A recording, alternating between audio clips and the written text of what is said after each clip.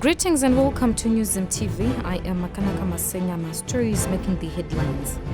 Mliswa to name and shame politicians behind Mashurugwi. Missing parks ranger found in Lake Kariba. In sports, another European club keeping an eye on Tino Kadewere. Now for the news in greater detail.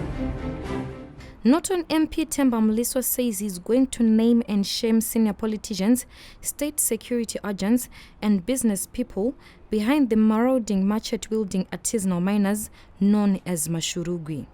In an interview with Newsm TV in Norton Monday, Mliswa blamed President Emmerson Mnangagwa's government for not taking stern measures to curb the violence perpetrated by the Mashurugwis. I think the issue about the Shurugwi people, Mashurugwi, they are not Shurugwi first of all. Let's understand that these are criminals who are a cartel of very powerful people, politicians, the security is involved now, because why have they gone so long without them being attended to in terms of, the law enforcement agents arresting them, and we see them even mushrooming more and more. I raised the issue in Parliament several times that government needed to take stern measures of banning machetes and so forth.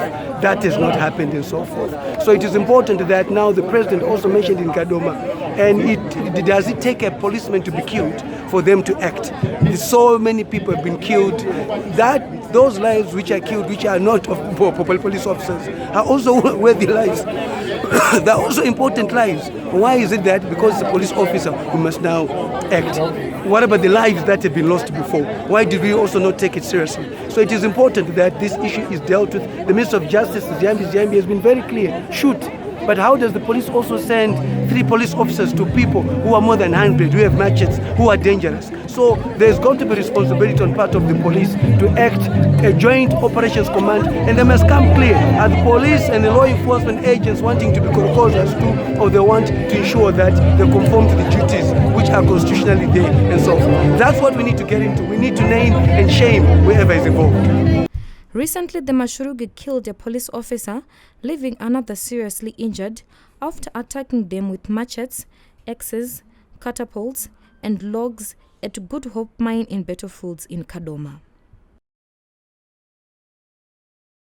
ZAPU has set August 27 to 29 as the dates for its elective congress to be held in Bulawayo following the death of its leader, Dumiso Dabengwa, in May last year.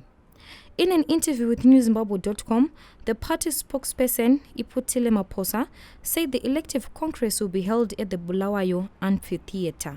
Dabengwa died in Nairobi, Kenya on May 23 last year en route to Zimbabwe after undergoing a month-long treatment in India. He was declared a national hero but was buried at the family shrine in Mtabazuduna, Matabeleland North. The body of one of 2 Zimbabwe Parks and Wildlife Management Authority rangers who went missing last week has been found between Spawing and Long Islands in Lake Kariba. The body had multiple stab wounds and had hands tied behind the bag. Preliminary indications are that the rangers were murdered before being thrown into the water. Police National Spokesperson Assistant Commissioner Paul Nyati confirmed the retrieval of one of the bodies, saying the matter was being treated as murder. Senior public hospital doctors Tuesday vowed to press on with their ongoing strike despite government withdrawing their salaries and those of junior doctors who have not returned to work. The senior medical practitioners downed tools in late November last year following a prolonged job action by junior doctors, which has since crippled the health sector. While a number of junior doctors have started reporting for duty, their seniors insist they will only resume work when their concerns are resolved.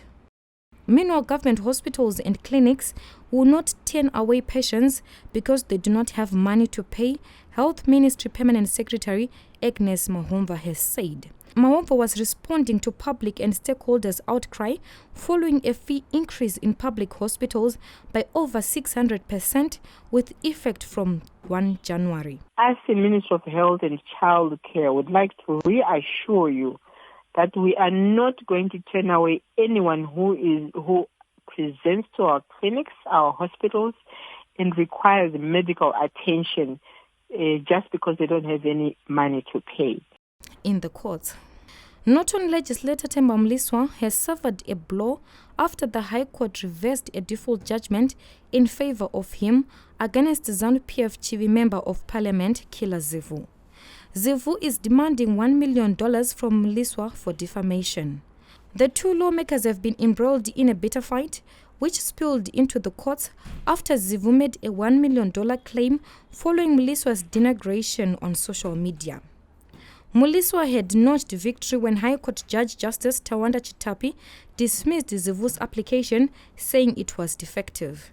However, Zivu approached the same court seeking rescission of default judgment.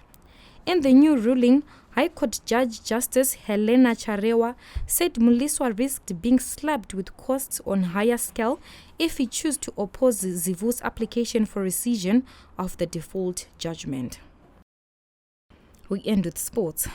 Scottish giants Celtic have reportedly joined the race to sign sought-after Zimbabwean striker Tinotenda Kadewere. The 24-year-old former Prince Edward pupil has been impressive for his French League 2 outfit Le Havre this season, scoring 17 goals in 19 appearances for the 7th-placed side. His current team has put a £10 million price tag on him. English Premier sides Southampton and Bournemouth are reportedly interested in capturing the Warriors striker. Reporting for newszimbabwe.com, I am Makanaka Masenyama. For this and more stories, visit our website www.newszimbabwe.com. Subscribe to our YouTube channel, Newzim TV.